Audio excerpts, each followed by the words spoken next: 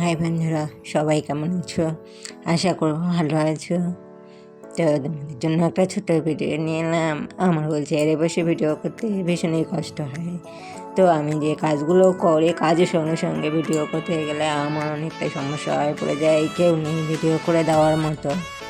তো দেখো, আমি ঘর ঝাড় দিচ্ছি, একটুখানি ভিডিও করেছি, তোমাদের কেমন লাগলো জানিও। সবাই তো হেঁটে হেঁটে ঘর ঝাড় দেয়, আর আমাকে হুইল চেয়ারে বসে বসে একবার চেয়ার ঘোরাও, আরেকবার ঝাড় দাও, একবার চেয়ার ঘোরাও, একবার ঝাড় দাও। এত কষ্ট হয়, মাঝে মাঝে জয় পাগুলো কেটে ফেলে দিই।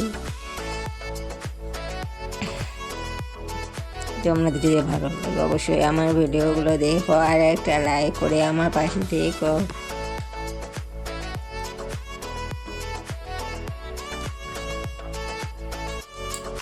আর আমার মতো কার কার জীবনে এরকম অবশ্যই জানাবে। যাদের হুইল চেয়ারে জীবন, শুধুমাত্র তারাই অনুভব করে কষ্টগুলো। তোমরা কত সহজে হেঁটে হেঁটে ঝাড় দিয়ে দাও।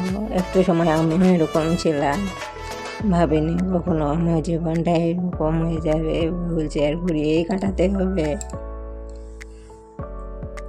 তবু নিজের সংসারের কাজ নিজে করার মাঝে একটা আনন্দ আছে, এইটুকুই ধন্যবাদ যে আমি সব কিছু নিজেই করতে পারি, কেউ আমার দেখাশোনা করতে হয় না।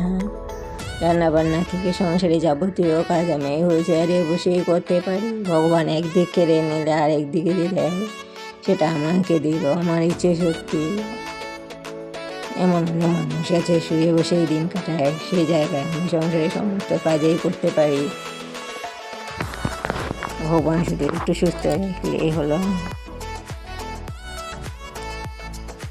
তো বন্ধুরা, অবশ্যই আমাকে জানিও ভিডিওটা কেমন লাগলো।